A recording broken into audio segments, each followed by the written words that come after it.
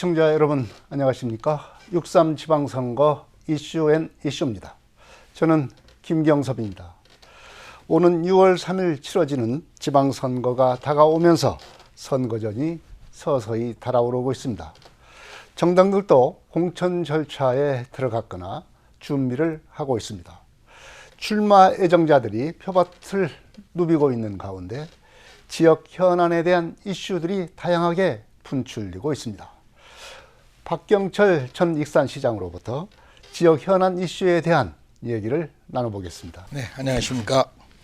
먼저 오래간만이신데 예. 익산 시민에게 인사 말씀 해주시기 바랍니다. 예, 존경하는 익산의 부모, 형제, 자매 여러분 반갑습니다. 제 7대 익산시장 박경철입니다. 새해를 맞아서 복 많이 받으시고 부디 건강하시고 또 한 해 동안 만사가 형통하시기를 진심으로 기원드립니다. 감사합니다. 네, 우리 지역 균형 발전 정책이 아주 지금 중요한 하드로 지금 등장하고 있습니다. 이재명 정부의 지역 균형 발전 정책은 5극 3특이라고 그렇게 지금 규정을 해서 추진을 하고 있는데요. 이 전북은 이제 5극은 아니고 강원 제주와 함께 3특에 해당이 됩니다. 이 5극이라고 하는 이런 광역권에 맞춰서 전라북도가 이제 어떤 방향으로 발전해야 될 것인지 이게 큰 이제 어떤 방향성을 갖는 것일 텐데요. 이 박 전 시장님이 볼 때는 이 전북은 현 이런 5극 3특 시대에 어떻게 발전 방향을 설정해야 된다고 보십니까? 제가 생각할 때는 우리가 갖고 있는 장점이 무엇인가, 다시 말해서 성장과 집중이라는 중요한 어떤 하나의 선택을 강화하는 것이 우리에게는 실질적인 이익을 추구할 수 있지 않는가. 그러니까 전북이 여러 가지 대책들이 있겠지만 새만금에 너무 매몰돼서 너무 많은 것을 우리가 또 희생시키는 것도 있다. 따라서 과거의 인구의 과밀화는 수도권과 비수도권의 문제지, 우리 전북이 특별자치도라고 너무 어떤 그 축소되어서 외롭게 고립무원의 형태로 와닿지 않는가라는 그런 우려도 없지 않아 있다고 저는 생각합니다. 네, 이런 추세에 맞춰서 그러면은 전북 시군의 하나인 이 익산의 발전 방향은 어떻게 설정해야 될 것인가? 이것이 우리한테 주어진 과제가 아닌가 생각이 듭니다. 어떻게 보십니까? 네, 말씀하신 대로 우리 익산이 어떻게 나갈 것인가라는 것은 정말 중요하다고 생각합니다. 그리고 리더는 그 올바른 방향을 설정을 해줘야만이 우리가 앞으로 100년을 내다보지 못하더라도 최소한도 20년, 30년 장기적, 중장기적인 계획을 세울 텐데, 2014년 이전에는 유네스코도 없었고 식품 클러스터도 없었고 KTX도 없었습니다. 따라서 이런 목표가 우리가 분명히 설정되어 있기 때문에 아까도 말씀드렸지만 선택과 집중이라는 어떤 관점에서 모든 것을 여기에 집중하는 전략이 우리 익산으로서는, 물론 여러 가지 기간 산업도 있겠습니다만 문화와 또 식품, 지금 반도체 클러스터도 있지만 식품 클러스터는 세계 시장에 약 7조 이상의 엄청난 재원이 지금 유발되고 있는 아주 훌륭한 산업입니다. 최근 이재명 대통령께서 김민석 총리를 우리 국가식품 클러스터의 K푸드의 미래를 향한다는 그런 의미로 몇 번 이렇게 보낸 것은 그만큼 우리 익산이 국가식품 클러스터에서 발전을 충분히 보장받고 담보받을 수 있는 비전이 있지 않는가. 저는 그래서 말씀을 정리하자면 이 세 가지 황금의 삼각축을 중심으로 우리 익산이 이 문제를 헤쳐나간다면 우리는 어떤 도시보다도 축복받은 도시로서 또 세계적인 도시로서 성장할 수 있으리라고 확신하고 있습니다. 네. 이재명 정부의 그 행정통합 드라이브가 아주 강하게 지금 추진이 되고 있습니다. 그 중에서도 이제 익사, 아니 이제 어느 것과 통합을 해야 될 거냐, 어느 것과 연계를 해야 될 것인가, 이런 안들이 지금 많이 나오고 있는데, 새만금과 해야 될 것이냐, 전주권과 해야 될 것이냐, 이런 여러 가지 얘기들이 나오고 있는데, 박 전 시장님의 견해를 말씀해 주십시오. 통합이라는 것은 신중해야 한다. 왜 그러냐 하면은 지금 통합이 현재 계속 난관에 부딪히고 있는 도시가 바로 우리 인근의 전주와 완주가, 전주와 완주에 대해서 제가 왈가왈부할 입장은 아닙니다만은, 우리가 15년 전에 통합을 이뤘던 영남의 큰 도시가 마산, 그리고 창원, 그리고 잘 아시다시피 진해 군항제로 유명한 그 세 가지 빅3가 통합을 한다 할 때 전 국민적인 관심을 받았습니다만, 지금 오늘날 결과가 어떻게 됐습니까? 그 통합의 효과는 반감이 되었고, 통합을 후회하는 시민들이 굉장히 늘어나고 있습니다. 접근할 때 상당히 좀 조심해야 한다. 새만금의 관할권을 가지고 우리 군산과 김제, 지금 부안이 아시다시피 장기적인 소송을 하고 있는 것도, 지금 이런 새만금에 너무 매몰되고 또 지역적인 각자의 특성이 충돌하기 때문에 일어난 건데, 이것을 인위적으로 통합이 된다면 과연 발전을 도모할 수는 없지 않겠는가, 이런 생각이 듭니다. 자, 익산은 뭐 누가 보든지 교통도시이죠. 특히 이제 대도시 광역권 교통망 구축 사업이 이제 진행이 되면서 익산역의 역할이 아주 커지고 있습니다. 예. 익산역이 이제 그 말 그대로 교통망의 허브가 되기 위해서는 어떻게 개발돼야 할 것인지, 이것이 이제 우리 앞에 놓여진 과제 아니겠습니까? 맞습니다. 네. 박 전 시장님의 견해를 좀 말씀해 주시죠. 네, 좋은 말씀을 해주셨습니다. 특히 우리는 오래전부터 특히 철도, 교통, 또 익산은 교통의 중심지고 요지고, 이런 주목을 받아왔었고, 이런 것을 산업 경쟁력과 연결시키려고 노력을 해왔습니다. 마침 아까도 말씀드렸지만 우리가 북극이 지금 녹고 있기 때문에, 북극을 한국산 쇠빙선이 지금 얼음을 거의 녹이고 있습니다. 그래서 거기에 배를 띄우는데, 우리가 러시아 블라디보스톡에서 부산항을 거쳐서 네덜란드 로템항 항구까지 유럽을 횡단하는 그런, 만약에 배를 띄운다면은 엄청난 물류와 시간을 절약할 수 있다라는 전략적인 계산이 나와 있고, 인류가 그만큼 가까워진다는 계산이 있습니다. 근데 거기에 철도도 함께 동참을 준비를 하고 있는 것으로 바깥에서는 굉장히 활발하게 돌아가고 있는데, 우리 익산이 눈앞에 있는 이런 무슨 KTX 한반도 무슨 익산 패싱이냐, 이런 문제가 지금 거론된다는 게 굉장히 지금 우린 뒤떨어진 발상이다.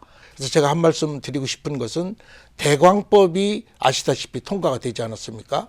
이것은 정부의 광역 교통망에 포함돼서 우리 익산이 대도시, 전주와 익산이 대도시 광역 교통망에 의해서 정부의 지원을 받게 되는 법률이 통과되었기 때문에, 지금 현재 익산 군산 연결짓는 새만금 인입선이 지금 공사가 곧 시작이 되는 걸로 알고 있습니다.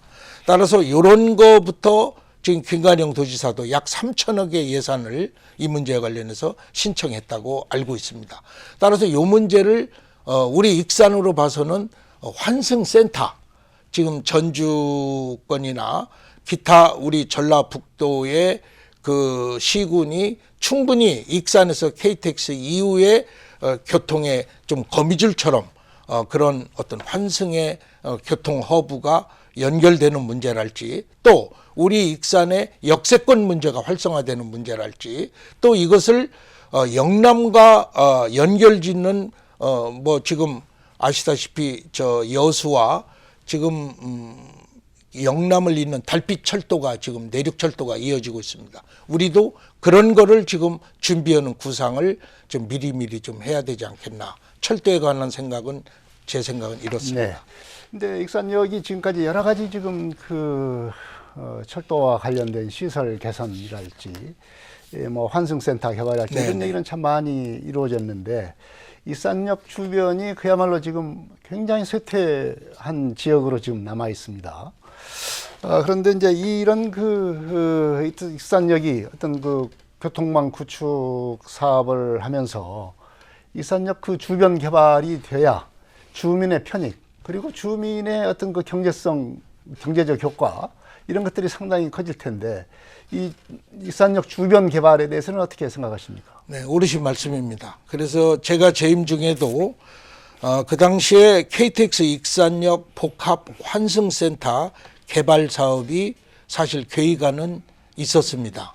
그러나 아시다시피 그 당시에 제가 취임해서 9월에 이제 KTX 익산역이 개통이 되었습니다. 그러나 이 계획은 그 전에 있었습니다만은 실제로 이 KTX가 개통된 이후에는 사실 여러 가지 현안 문제로 현안 문제 중에 하나가 민간 자본을 참여시키는 문제가 굉장히 어려웠습니다.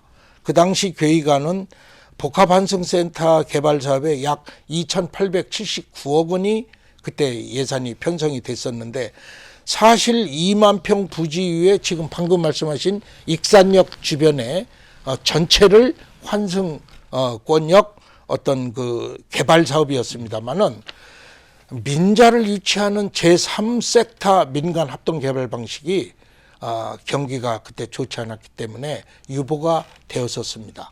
그래서 지금 아마 새로운 이번 정부가 지방 정부가 구성이 되면은 역세권뿐이 아니라 방금 말씀하신 환승센터 주변에 인근 익산역에 주변에 어떤 그 주민들이 새로운 어떤 그 개발과 발전을 도모할 수 있는 이 개발 사업 환승센터를 포함한 여러 가지 주변의 역세권 개발 사업이 함께 병행되어 나가는 것을 지금부터 바로 추진해야 된다고 저는 생각하고 민자라는 것이 지금 경기가 좋지 않기 때문에 또 백화점을 짓는다라는 그런 문제가 이 환승센터 개발 사업에 포함이 돼 있었습니다만 지금 주변 우리 그 여러 가지 그 영세 자영업자들이 그 업종이 겹치는 게 많기 때문에 이런 문제도 또 신중하게 검토를 해야 될 사안으로 생각하고 있습니다. 네.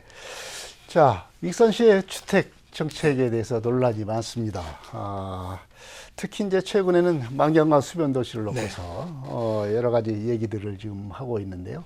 뭐 익산시는 익산시 수변 도시는 이제 하반기에 가서 네. 검토를 하겠다. 네. 지금 이렇게 밝히고 있습니다. 이런 그 재추진도 얘기를 하고 있지만 아예 하지 말아야 된다. 뭐 이런 얘기도 있습니다. 여러 가지 얘기들이 좀 많은데 박 전 시장께서는 이 만경강 수변 도시 어떻게 생각하십니까?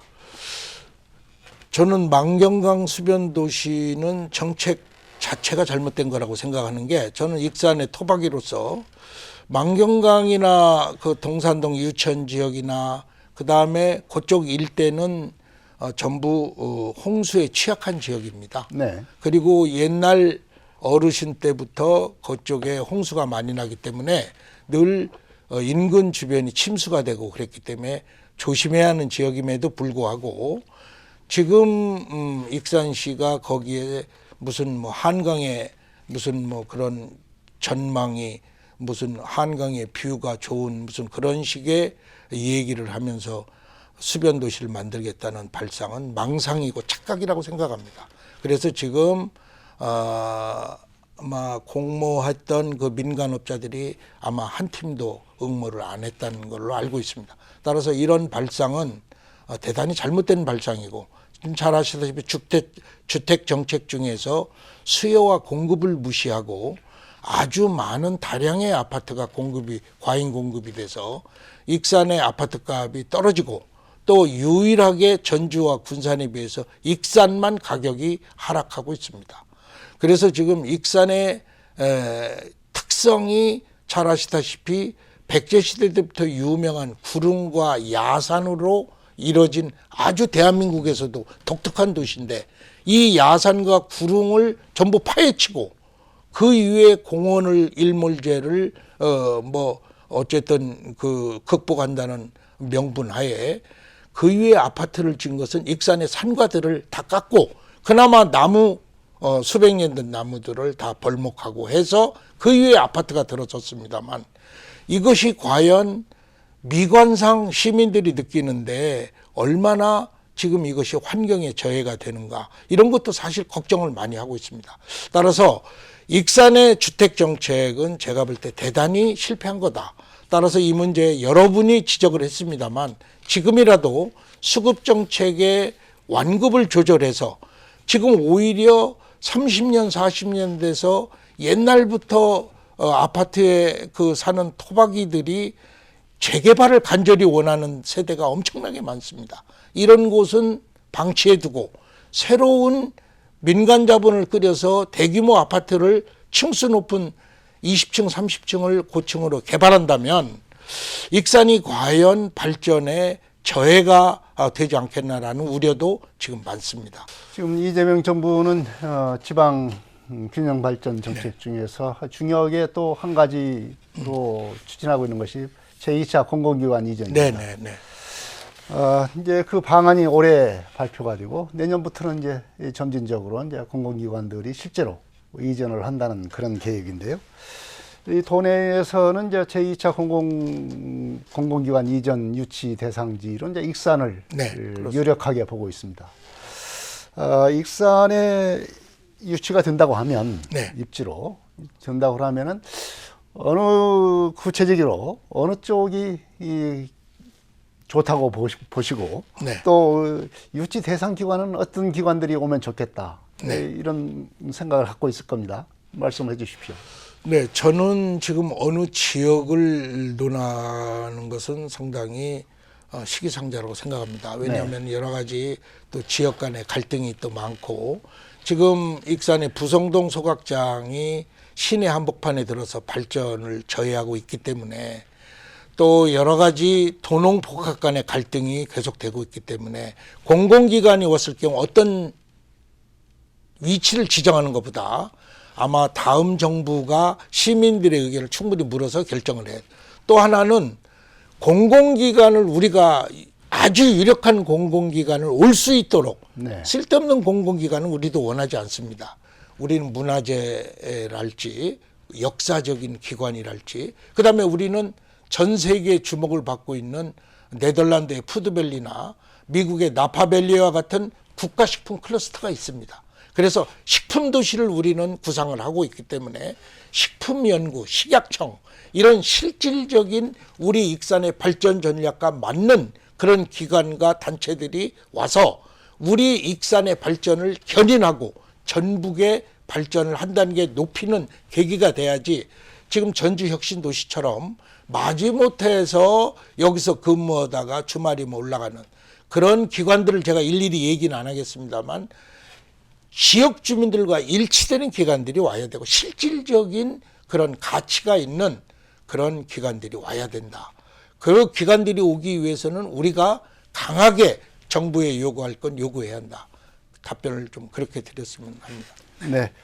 그렇다고 한다면은 구체적으로 어떤 기관이 우리 익산 지역에 맞는 기관이 될까요? 저는 그 부분에 대해서 뭐 깊이 어떤 기관을 제가 생각을 하고 이름을 생각을 해보진 않았습니다만 식품과 역사, 문화 여러 가지 중에서 관련되는 거라면은 저는 제가 볼 때 식약청이랄지 하는 부분도 있지만은 역사와 문화에 관한 여러 가지 기관들이 아마 상당히 많은 걸로 알고 정부 기관은 잘 아시다시피 세종시에 정보종합청사가 가깝게 있기 때문에 산하기관이 엄청 많다는 것을 저는 이번에 알았습니다. 그래서 정부 투자기관, 국책기관, 정부 출연기관 참 기관이 많습니다. 그래서 우리가 원하는 기관들을 아마 새로운 정부가 빨리 새로운 지방정부가 빨리 특별팀을 구성해서 정부와 밀도 있는 심도 있는 협상을 아마 진행해야 된다고 생각합니다. 네. 지방선거 때만 되면은 이 선거구 가지고 참 얘기가 많습니다. 이제 일부 정당에서는 이제 기초의원의 이제 중대선거구제를 확대해야 된다. 지금 뭐 2명 내지 3명 네, 네. 이렇게 지금 하고 있는데 2명 선거구는 3명으로, 3명 네. 선거구도 좀 4명으로 이렇게 네. 좀 늘렸으면 좋겠다. 네. 이런 것을 요구를 하고 있습니다. 네.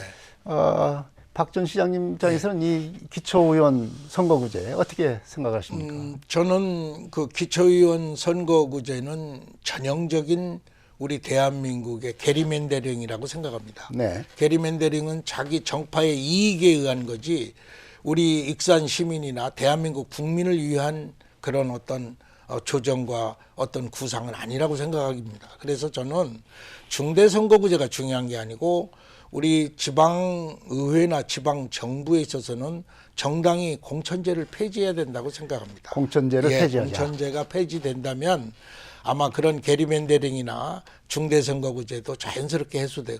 그러나 전제돼서 우리 국민과 민주주의, K민주주의 이번에 윤석열 어떤 계엄을 보면서 우리 K민주주의가 얼마나 세계적으로 중요하다는 게 나타났기 때문에 우리가 가장 후진화되어 있는 게 정당들의 공천 형태입니다.